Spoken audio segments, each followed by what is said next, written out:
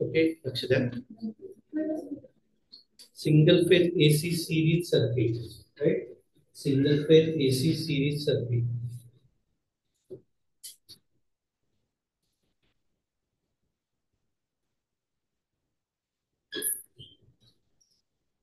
Single phase AC series circuit.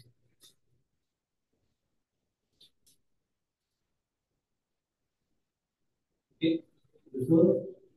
Before understanding of series AC circuit, we have to know some electrical terms related with the AC circuit or AC supply. Okay. That terms are first is a phase angle. तर तुम्हाला AC मधलं काय काय माहिती आहे? AC मध्ये काय असतं? AC सर्किट मध्ये काय असतं? ज्याची ज्याची करंटची direction magnitude and polarity change होते. That current is called as a AC circuit, right. जसं एसी डीसी सर्किट मध्ये जो रेजिस्टन्स नावाचा जो कंपाऊंड असतो, तो काय करत असतो, इंटरनल रेजिस्टन्स जो कंपाऊंड असतो तो काय करत असतो, इलेक्ट्रिकल करंटला अपोज करत असतो, राईट. तसाच एसी सर्किट मध्ये इम्पिडन्स नावाचा एक पार्ट असतो की जो काय करत असतो, इलेक्ट्रिकल सर्किट मधून इलेक्ट्रिकल करंटला अपोज करत असतो. ओके. हा जो इम्पिडन्स असतो इट इज इनबिल्ट. काही वेळा तो इनबिल्ट पण असतो आणि काही वेळा तो एक्सटर्नली पण ऍड केला जातो. मग हा इम्पिडन्स जो काय, it is a combination of resistance, inductive reactance and capacitive reactance. Okay. It is resistance, inductive reactance and capacitive reactance. म्हणजे हा कॉम्बिनेशन असतो 0.5 Z. कोणाकोणाच कॉम्बिनेशन येतो, रेजिस्टन्स, त्यानंतर इंडक्टिव्ह रिएक्टन्स XL आणि कॅपॅसिटिव्ह रिएक्टन्स XC. या तिघांचा तो काय असतो, कॉम्बिनेशन असतो. ओके. आणि हे जे दोन आहेत एक्सेल आणि एक्सी they are called as a reactance. काय म्हणतात त्याला, रिएक्टन्स म्हणतात. ओके. हा रेजिस्टन्स आणि हा काय झाला, रिएक्टन्स. मग झेड जो असतो तो काय असतो, आर प्लस जे ऑफ एक्स. काय असतो, इम्पिडन्स जो असतो आर प्लस जे ऑफ एक्स. जसं ओम्स लॉ घेतो आपण व्ही अपॉन आर घेत असतो, राईट.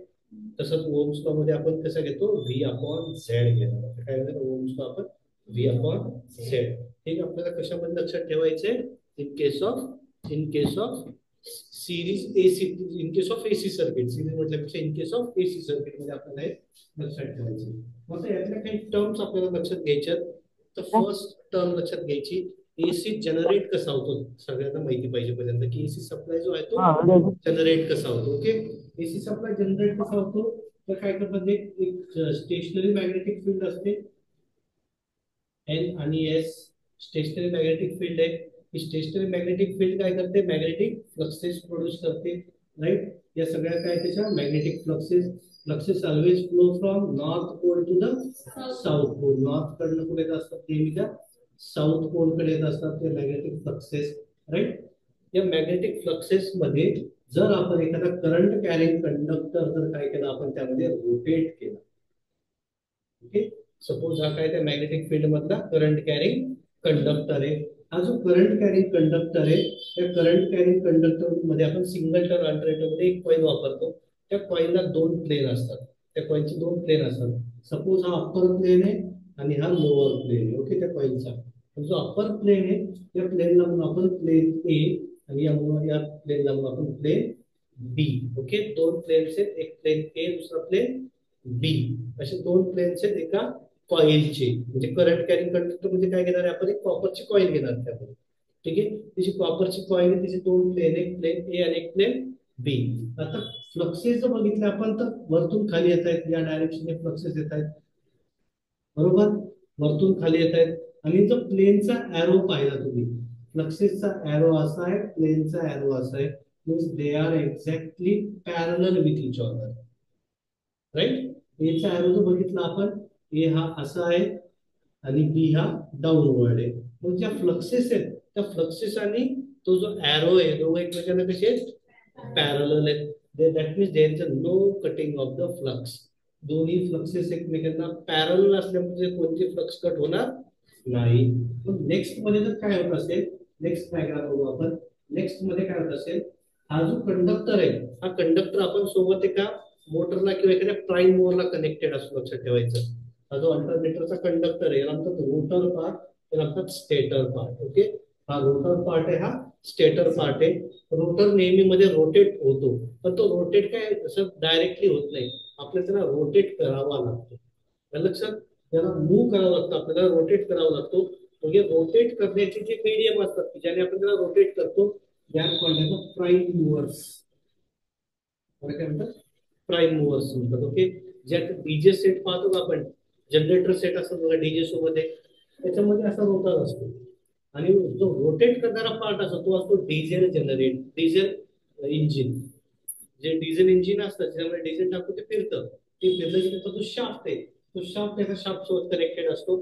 तो फिरला की हा पण फिरणार. जर आपण हायड्रो इलेक्ट्रिक पॉवर प्लांट पाहिला, जिथे पाण्यापासून आपण वीज तयार करतो, तिथे काय होतं, असं उंचावरून पाणी पडतं. ते पाणी कुठं पडतं, तर इथे काय असतात, टर्बाईन्स असतात. त्या म्हणतात टर्बाईन्स. ओके. हे असतात टर्बाईन्स. आता इथे टर्बाईन्स आहेत, त्या टर्बाईन्स वरती पाणी पडतं. आणि टर्बाईन वरती पाणी पडलं की हा टर्बाईन काय होत असतो, रोटेट होत असतो. टर्बाईन रोटेट होतो. टर्बाईनचा शाफ्ट आपण पुढे अल्टरनेटरच्या स्टेटरला कनेक्ट करतो, म्हणजे याला. म्हणजे हा टर्बाईन फिरला की हा पण काय होणार, रोटेट होणार. विंड मिल असते, पवनचक्की, त्या पवनचक्कीची ब्लेड सुद्धा सेम अशी कनेक्टेड असते. ती ब्लेड फिरली की टर्बाईन फिरतो, टर्बाईन फिरला की मध्ये रोटर फिरतो. आणि रोटर म्हणजेच काय, करंट कॅरिंग कंडक्टर. हा जो करंट कॅरिंग कंडक्टर आहे, स्टेशनरी मॅग्नेटिक फील्ड मध्ये फिरला की तो काय होतो, ईएमएफ जनरेट करतो. काय जनरेट करत असतो तो, ईएमएफ. मग ईएमएफ जनरेट कसा करतो, त्या फ्लक्स कट जसा जसा करत जाईल तसं तसं as per the Faraday's law of electromagnetic induction तिथे काय जनरेट होतात, ईएमएफ जनरेट होतात. ओके. आता स्टेशनरी मॅग्नेटिक फील्ड आहे त्याची कॉन्स्टंट असणार आहे. मग हा जो रोटर आहे, हा रोटर आता आपण फिरवलाय. फिरवला म्हणजे कसा फिरवला, तर आता हा रोटर जो आहे असा हा व्हर्टिकल झालाय, पण त्याचा जो प्लेन आहे तो काय झालेला आहे, मॅग्नेटिक फ्लक्सेसला एक्झॅक्टली परपेंडिक्युलर झालाय. लक्षात बघा, हा प्लेन आपला आणि हा प्लेन बी. म्हणजे ए प्लेनने मॅग्नेटिक फ्लक्सेस कट केल्या, बी ने पण मॅग्नेटिक फ्लक्सेस काय केल्या, कट केल्या. ओके. जसा जसा हा कंडक्टर, हा जो कंडक्टर आहे, सपोज हा कंडक्टर आहे, त्याचा हा प्लेन ए, हे वरती जी कॅप दिसते तो काय झाला, प्लेन ए. विदाउट कॅप म्हणजे प्लेन बी. हा असा रोटेट करणार आपण अँटी क्लॉकवाईज. ठीक आहे. हा जसा जसा रोटेट होणार त्याच्यावरचे जे अॅरोज आहेत ए आणि बी चे, ते पण काय होणार सोबत रोटेट होणार.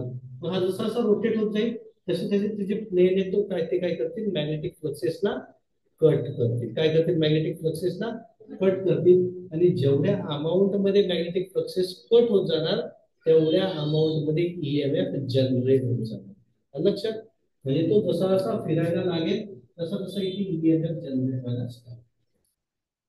ज्यावेळेस हा परपेंडिक्युलर असेल, काय असेल, प्लेन ज्यावेळेस फ्लक्सेसचा परपेंडिक्युलर असेल त्यावेळेस मॅक्झिमम अमाऊंट मध्ये फ्लक्सेस काय झाले असतील, कट झाले असतील. मग त्यावेळेस जनरेट होणारा ईएमएफ पण असा मॅक्झिमम असेल. ईएमएफ पण मॅक्झिमम असेल. म्हणजे हा ईएमएफ पण त्यावेळेस कसा आहे, मॅक्झिमम पीक व्हॅल्यू, मॅक्स व्हॅल्यू म्हणतो आपण त्याला. म्हणजे कधी होतं ते, ज्यावेळेस हा 90 डिग्री मध्ये असेल त्यावेळेस. मग हा परत काय करणार आपण, असं परत रोटेट करणार. बरोबर आहे. हा रोटेट करणार. मग जसा असा रोटेट होईल परत मॅग्नेटिक फ्लक्सेस कमी कमी होत जाईल.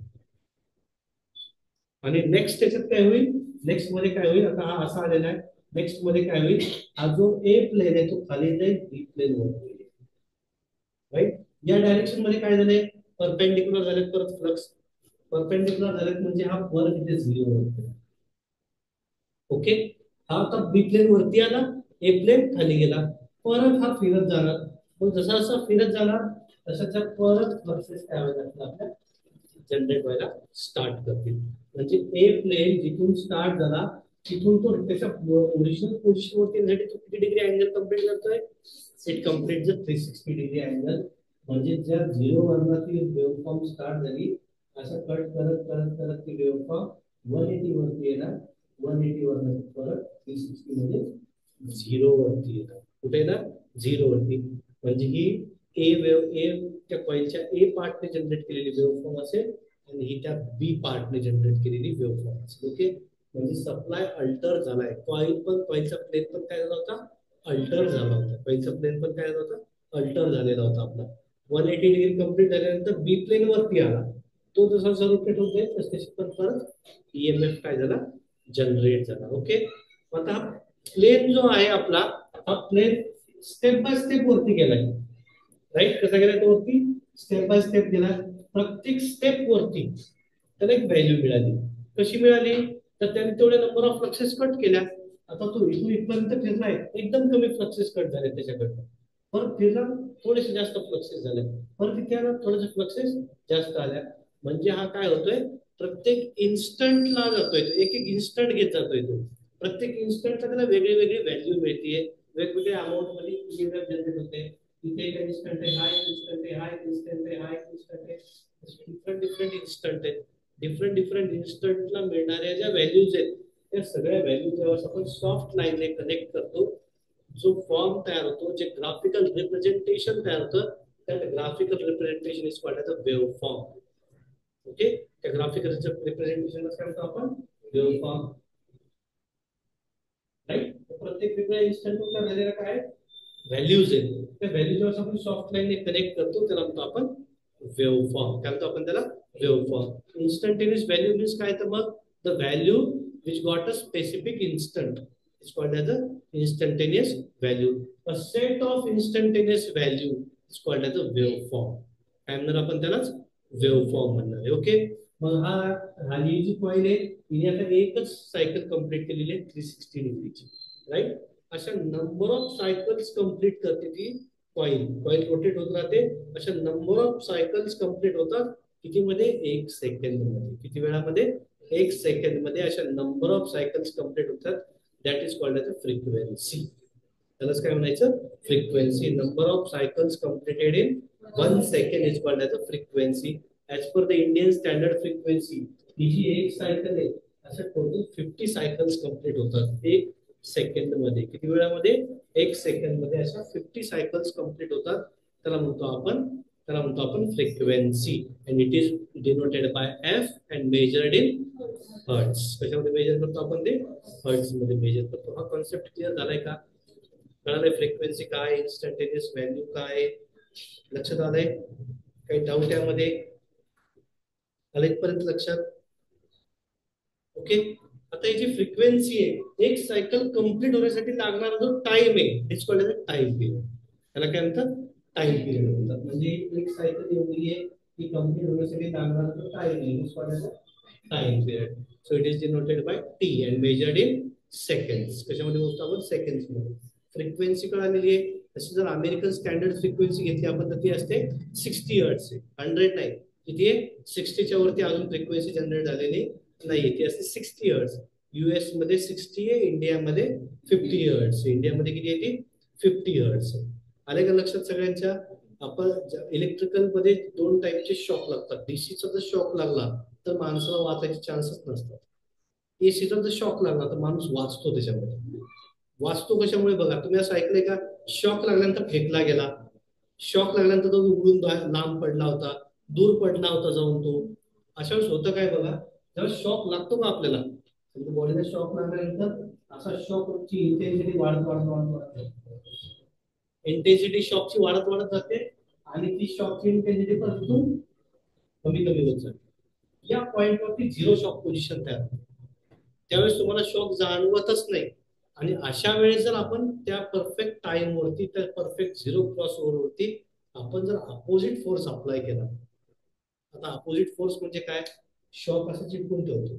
अपोजिट फोर्स म्हणजे आपण ओढायचा प्रयत्न करतो, बरोबर आहे. बरोबर या पोझिशन वरती जर तुम्ही हात तुमचा जोरात ओढला तर तुम्ही काय होतात, त्याच्यापासून बाहेर पडतो किंवा लांब फेकला जातो. काय होतं अशा वेळेस, तो त्याची एनर्जी लावतो, तो त्याच्या एनर्जीने जोरात ओढतो. तुम्ही ते दोरीच्या गेम खेळले का, काय म्हणतात त्याला, tug of war. Tug of war मध्ये काय होतं, तो तिकडनं ओढतो, इकडनं आपण ओढतो. त्यांना तिकडून सोडून दिलं, काय होतं, आपण कितीतरी लांब जाऊन पडतो, बरोबर आहे का. जेवढा फोर्स आपण लावलेला आहे त्याच्या डबल स्पीडने आपण लांब फेकला जातो. मग इथं पण तसं होतं. शॉक लागल्यानंतर असं कोणी म्हणतं का छान वाटतंय, अजून वाढू दे, अजून वाढू दे. काय करतो आपण, अपोजिट फोर्स अप्लाय करतो त्यावरती. आणि या पोझिशन वरती ज्यावेळेस आपला फोर्स त्याच्यापेक्षा जास्त होतो त्यावेळेस आपण लांब फेकतो. लक्षात. म्हणजे एसी सप्लाय 1 सेकंड मध्ये तुम्हाला जवळपास 100 चान्स देतो. 100 चान्सेस देतो तुम्हाला. तो झिरो किती वेळा होतो, 100 वेळा झिरो होतो. एका सायकल मध्ये 2दा होतोय, बरोबर आहे. एका सायकल मध्ये दोनदा झिरो होतोय, असं 50 सायकल्स मध्ये तो 100 टाइम झिरो होतो. म्हणजे तुम्हाला एका सेकंड मध्ये एसी सप्लाय 100 वेळा चान्स देतो लांब पळण्याची, बाजूला होण्याची. आणि त्यावेळेस जर आपण आपलं जर काय म्हणतात मोटिवेशन जर झिरो होऊन गेलं त्यावेळेस, म्हणजे आपण जर काय म्हणतो उमेद आपली संपली, तर त्यावेळेस आपण काय करतो, फोर्सच अप्लाय करत नाही, त्या माणसाला बरोबर शॉक लागतो. पण जर आपण त्याच वेळेस फोर्स अप्लाय केला रिटर्नचा, काही वेळेस काय होतं कॉटनचे कपडे असतात आपले, तर आपण वाचायचे चान्सेस असतात. पण जर पॉलिस्टर वगैरे कपडे असतील आपल्या अंगावरती, तर अशा वेळेस काय होतं ते पॉलिस्टर पण तिथे चिटकून जातं. मग अशा वेळेस फोर्स आपला थोडासा कमी पडतो तिथे, आपली स्किन बर्न होऊन जाते त्या पॉलिस्टरमुळे, त्यामुळे आपला फोर्स कमी पडतो. मग अशा काही कंडिशन्स आहेत. पण तो आपल्याला एसी सप्लाय हा 100 चान्सेस देतो एका सेकंड मध्ये. म्हणजे 5 सेकंद मध्ये तुम्हाला 500 चान्सेस देतोय, जा जा जा हे थांबू नको. तरी जर आपण ऐकलं नाही तर मग आपण तिथं डेथ होतो. आलं लक्षात? तर हे असं असो AC supply. Okay, they are these are the different instantaneous value. When these instantaneous values are connected with a soft line, then the shape is or the graphical representation is called as a waveform. त्याला काय म्हणतो आपण? Waveform म्हणतो. Okay, मग आता हे जे induce होणारे ईएमएफ आहे at a different different instant, हे जे ईएमएफ इंड्यूस होतं डिफरंट डिफरंट इन्स्टंट होती, त्या इंड्यूस होणाऱ्या ईएमएफ ला म्हणतात व्ही ऑफ टी. त्यानंतर त्याला V of T, instantaneous value of voltage, म्हणतो आपण व्ही ऑफ टी. आणि या व्ही ऑफ टीचा फॉर्म्युला असतो V M sine omega T. EC होतं ना मागच्या वर्षी तुम्हाला कम्प्युटर मध्ये, कम्प्युटर ईजी वाल्याला कम्प्युटर वाल्याला ईसी सब्जेक्ट होता ना, ट्रिपल ई, त्यामध्ये होतं V V of t equals to Vm sin omega t. Okay, this is the value of instantaneous voltage. Instantaneous current ची पण अशी सेम व्हॅल्यू असते, I of t equals to Im sin omega t. म्हणतो आपण Im sin omega t. Here Vm is the peak voltage or maximum value of the voltage. Im is the maximum value of the current. Then omega is the angular frequency. Angular frequency, त्याला काय म्हणतो आपण? angular frequency omega. Value of omega is omega equal to 2 pi f t. Right, 2 pi f, sorry t नाही, 2 pi f. म्हणजे 2 pi means काय तर 360 degree angle complete into frequency. किती वेळा फिरणार आहे तो, राइट, किती वेळा फिरणार आहे, कसा फिरणार आहे, तर 360 डिग्री मध्ये फिरणार आहे.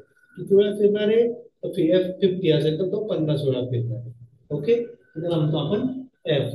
म्हणजे तो कोणत्या स्पीडने फिरणार आहे, अँग्युलर फ्रिक्वेन्सी काय असेल त्याची, फिरण्याची फ्रिक्वेन्सी काय असेल त्याची, फ्रिक्वेन्सी 50 आहे, फिरणार कसं आहे 360 डिग्री मध्ये, ओमेगा. त्यालाच काय म्हणतात omega. Okay, VM sine omega T. T means तुम्हाला लागणारा time, time for the 1 second किंवा त्या पूर्णसाठी किती टाइम लागणार आहे, it is called as sine omega T. Okay, ही जी साइन ओमेगा, हे जे इक्वेशन आहे, हे इक्वेशन आपण परत अजून एका फॉर्म मध्ये लिहू शकतो, V of T equals to VM sine theta.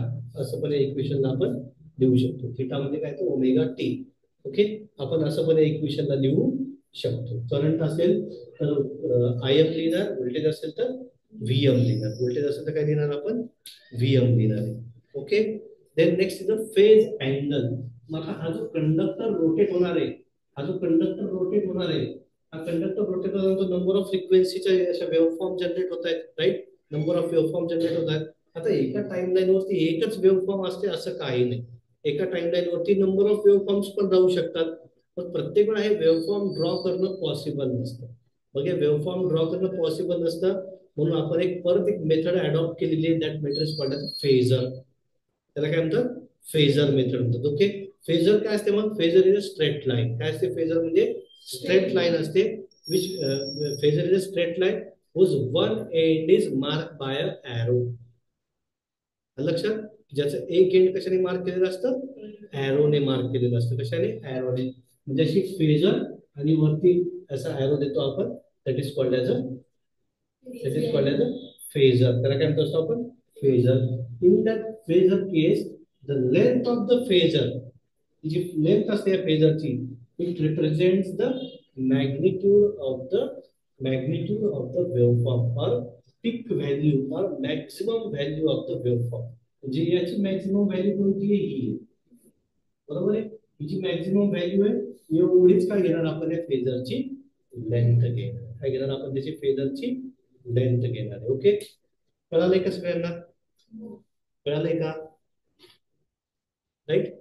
आता ही जी फेजर आहे, ती फेजर काय करत असतो आपण, इथं रेफरन्स लाईन सोबत आपण ती फेजर नेहमी ड्रॉ करत असतो. ओके, रेफरन्स लाईन सोबत आपण ती फेजर नेहमी काय करत असतो, ड्रॉ करत असतो. मग या फेजरने या रेफरन्स लाईन सोबत केलेला जो अँगल असतो, the angle made by phasor with a reference line is called as a phase angle. And this is phase angle measure, and always it is always denoted by theta. कशा denote करायचं, तो आपल्याला थीटाने denote करायचा. जो phasor आहे त्या फेजरने reference line सोबत जो अँगल क्रिएट केलेला आहे त्या अँगलला म्हणायचं फेज अँगल. काय म्हणायचं त्याला, फेज अँगल. आणि तो नेहमी कशा डिनोट करायचा आपल्याला, थीटाने डिनोट करायचा. कशा डिनोट करायचा आपल्याला, थीटाने डिनोट करायचा आहे. पण हा जो फेज अँगल असतो बघा, ते फेजर इथून स्टार्ट होते या झिरो पासून. ही फेजर अशी झिरो पासून स्टार्ट होणार आहे. Phasor always draw or phasor always travel in anti-clockwise direction. Travel होत असते ती नेहमी अँटी क्लॉकवाईज. मग ते अँटी क्लॉकवाईज म्हणून फिरून फिरून फिरून फिरून कुठपर्यंत जाणार आहे, शेवटी रेफरन्स वरती जाणार आहे. काय तयार झालं, सर्कल तयार झालं. म्हणजे ही जी काही फेजर असते त्या फेजरचा जो काही फेज अँगल आहे, हा फेज अँगल नेहमी व्हॅरी होतो 0 to 2 पाय और 360 डिग्री. लक्षात, हा नेहमी कुठे व्हॅरी होणार, किती व्हॅरी होणार आहे, 0 पासून 2 पाय पर्यंत. जो 2 पाय हे रेडियन युनिट आहे आणि हे angular degree degree unit. Okay, हा नेहमी 2 पाय पर्यंत काय असतो, व्हॅल्यू असतो. म्हणजे फेज अँगल इथे पण राहू शकतो, इथे पण राहू शकतो, इथे पण राहू शकतो, इथे पण, इथे पण, आणि इथे 0. ओके, म्हणजे फेज अँगल नेहमी 0 to 2 पाय पर्यंत असतो. ज्याचं हायएस्ट डिग्री किती आहे, 360 डिग्री किंवा 2 पाय रेडियन पर्यंत राहू शकतो. ओके, मग आता एका एका फेज मध्ये एकच फेज ड्रॉ करू शकतो का आपण, तर एक पेक्षा जास्त पण फेजर सेम टाइम लाईन वरती आपण ड्रॉ करू शकतो. ओके, म्हणजे ही जे रेफरन्स आहे त्या रेफरन्स फॉर एक्झाम्पल ही एक फेजर ड्रॉ झालेली आहे V1. ओके, एक फेजर ड्रॉ झालेली आहे V1. याच्यावरती दुसरी पण फेजर राहू शकते याच टाइम लाईन वर. म्हणजे इथं राहतो, आता इथून करंट पण येतो 0 वरच, करंट पण येऊ शकतो, मग त्याची पण एक फेजर येऊ शकते. राईट, मग सेम टाइमलाईन वरती जर दोन फेजर असतील, ओके, सेम टाइमलाईन वरती जर दोन फेजर असतील तर त्या दोन फेजर मधला जो डिफरन्स आहे, आता फॉर एक्झाम्पल मी पण एक फेजर काढली, रेफरन्स नाही काढण्यात आहे, ती काय म्हणून काढली मी आता, फेजर म्हणून काढली. सपोज ही V2 ची फेजर आहे आणि V1 ची फेजर आहे. जर एकाच टाइमलाईन वरती दोन फेजर जर ड्रॉ केलेले असतील, त्या दोन फेजर मधला जो डिफरन्स आहे, angular difference, this difference is called as phase difference. त्याला म्हणायचं आपण फेज डिफरन्स. फेज अँगल कोणासोबत, रेफरन्स. फेज डिफरन्स दोन फेजेस मधला जो डिफरन्स आहे that is called as a phase difference, and this phase difference is denoted by phi. कशा denote करणार आहे आपण त्याला, फाय ने डिनोट करणार. मग आता फाय मधला आणि थिटा मधला डिफरन्स कळालाय का. थिटा म्हणजे काय, phase angle, and phi is the phase difference. Phi is the phase difference. Difference between two phases, right? Difference between two phases is called as a phase difference. It's called as a phase difference. मग आता phase difference create कधी होतो, phase difference create कधी होतो, मग आता या पॉइंटला म्हणतात झिरो क्रॉसिंग पॉइंट. ओके, या पॉइंटला काय म्हणतो आपण, झिरो क्रॉसिंग पॉइंट. या पण पॉइंटला काय म्हणणार आहे आपण, झिरो क्रॉसिंग पॉइंट म्हणणार आहे. राईट, की जिथे काय होतं, ती वेव्ह फॉर्म झिरोला क्रॉस करते. जर दोन वेव्ह फॉर्मच्या झिरो क्रॉसिंग हा सेम नसेल, दोन वेव्ह फॉर्मचा झिरो क्रॉसिंग जर सेम नसेल तरच फेज डिफरन्स क्रिएट होतो, अदरवाइज फेज डिफरन्स क्रिएट होणार नाही. मग आता हा 0 वर इथून स्टार्ट झालाय, इथे चाललाय, मग इथून स्टार्ट झाला, इथे स्टॉप झाला, तर मग या दोघांमध्ये फेज डिफरन्स आहे म्हणता येणार नाही. अशा केसला म्हणतात इन फेज. अशा केसला इन फेज म्हणतात. जर फेज डिफरन्स पॉझिटिव्ह असेल, ओके, फेज डिफरन्स कसा असेल, पॉझिटिव्ह असेल मीन्स पॉझिटिव्ह फाय असेल, व्हॅल्यू काय असेल पॉझिटिव्ह फाय असेल, then this is called as a leading quantity. Leading quantity. तर फेज डिफरन्स कसा असेल निगेटिव्ह असेल तर त्याला म्हणतात लॅगिंग क्वांटिटी. त्याला काय म्हणायचं लॅगिंग क्वांटिटी. मग लीडिंग क्वांटिटी लॅगिंग क्वांटिटी म्हणजे काय, तो पॉझिटिव्ह आणि निगेटिव्ह असतो कधी, तो पॉझिटिव्ह आणि निगेटिव्ह असतो कधी बघू आपण त्याला. तर ही रेफरन्स वेव्हफॉर्म, ही रेफरन्स वेव्हफॉर्म. आता रेफरन्सची जी फेजर डायग्राम आहे ती किती वरती येणार आहे 0 डिग्री वरती येणार आहे, राईट. 0 डिग्री वरती येणार आहे म्हणजे याला म्हणणार आपण 0 डिग्री. याचं जे इक्वेशन आहे सपोज हा V1 आहे, याचं इक्वेशन काय येतं V1 किंवा V1 of T equals to Vm sine omega T. हे याचं इक्वेशन येणार आहे. ओके, व्होल्टेज इक्वेशन म्हणतो आपण याला Vm साइन ओमेगा टी. जर सेकंड वेव्हफॉर्म एक स्टार्ट झाली असेल, कुठून स्टार्ट झाली असेल काहीतरी एक अँगल घेतलाय, त्याच्या अँगल पासून ती स्टार्ट झाली. ओके, आता ही आफ्टर रेफरन्स आहे का बिफोर रेफरन्स आहे. Okay, if the generate next waveform is after the reference then it should be mark as a negative. त्याला काय मार्क करायचं निगेटिव्ह मार्क करायचा. मग किती नंतर आलाय तो, सपोज हा असेल 5, किती असेल तो 5, काहीतरी व्हॅल्यू असेल त्याला 30 डिग्री 40 डिग्री 40 डिग्री काहीतरी व्हॅल्यू असेल. तर आपण काय सपोज केलेली ती 5 अँगल असेल. मग सेकंडचे इक्वेशन येणार V2 of T equals to Vm sin omega T minus, म्हणजे रेफरन्सच्या -5 तो पुढे. ओके, या रेफरन्सच्या -5 तो कसा आहे समोर आहे त्याच्यापेक्षा. ओके, जर वेव्हफॉर्म काय झालेली असेल, जर वेव्हफॉर्म काय झालेली असेल बिफोर द रेफरन्स आलेली असेल. ओके, कशी आलेली असेल बिफोर द रेफरन्स जनरेट झालेली असेल आणि हे हा किती असेल अगेन 5 असेल. ओके, मग याला कसं मार्क करणार आपण, समजा हा V3 आहे, याला कसं मार्क करणार आपण V3 of t equals to Vm sin omega t plus, कसं मार्क करणार आपण त्याला Vm sin omega t plus 5, काय म्हणणार आपण त्याला प्लस 5.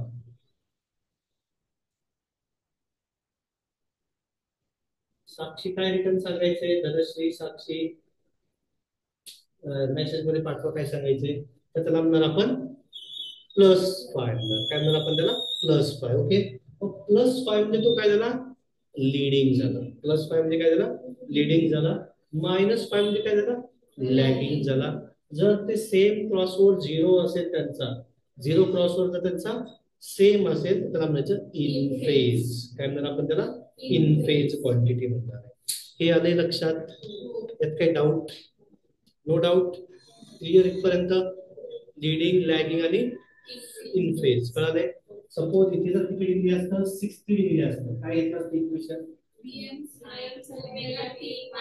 65 म्हणजे काय झाला तिथला फेज अँगल, त्याची व्हॅल्यू किती दिली आहे 60, प्लस आहे का मायनस आहे मायनस, कशी आहे ती मायनस. ओके, 60 डिग्री म्हणजे कसं झालं मायनस. मग त्याला फेजर मध्ये कसं लिहिणार आपण. ओके, रेफरन्स कोण कन्सिडर केला आपण V1, रेफरन्स कोण कन्सिडर केला आपण V1. देन आता जो V2 आहे, जो V2 आहे तो किती डिग्रीने लॅग झालाय 60 डिग्रीने. मग एक तुम्हाला असं मोजायचं नाहीये इथे, आपल्याला इथे मोजायचं नसतं. ओके, आपल्याला काय करायचं असतं इथे,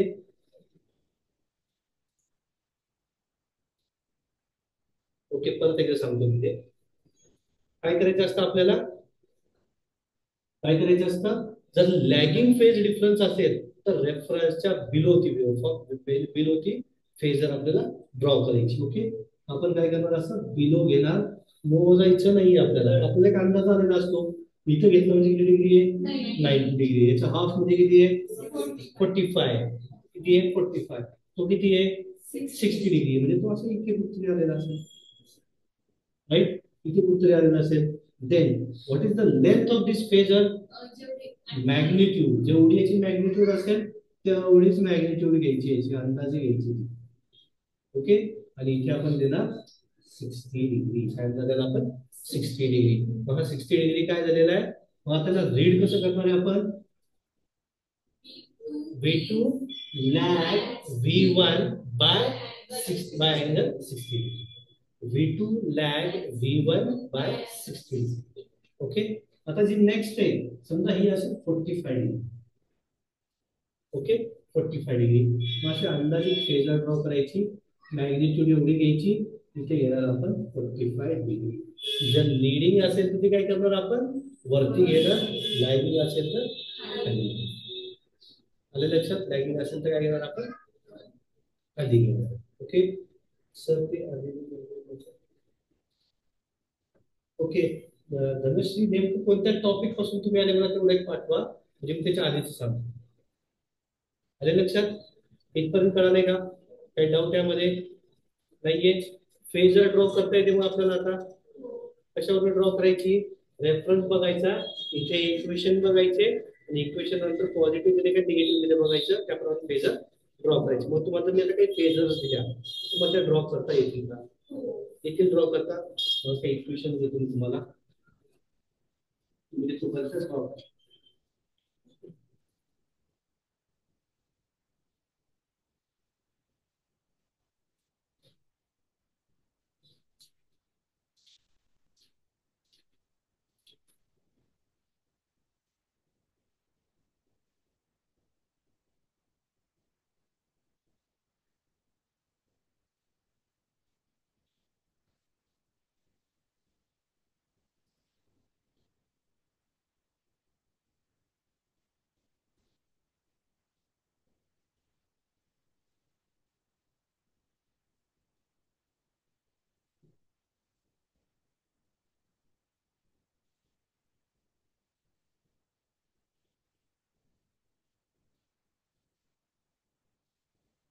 धनश्री, नेमकं कुठून बाकी तुमचं ते सांगा मला, म्हणजे मला ते कुठं सांगते तुम्हाला.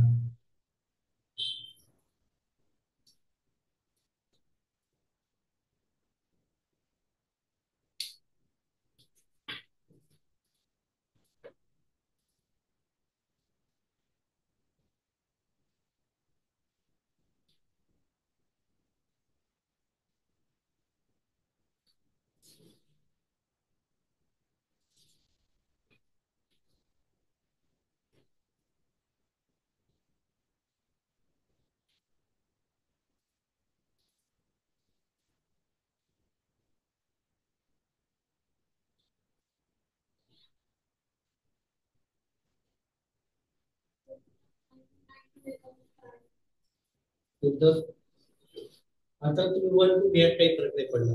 V1 V2, I1 I2. Phasor phasor फक्त फेजर ड्रॉ करा. वेव्ह फॉर्मचं तुम्हाला काढता येईल, त्याचा फेजर वरून वेव्ह फॉर्म काढता येईल.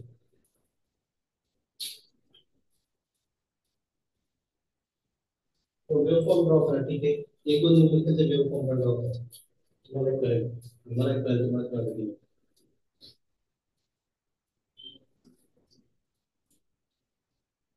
अशी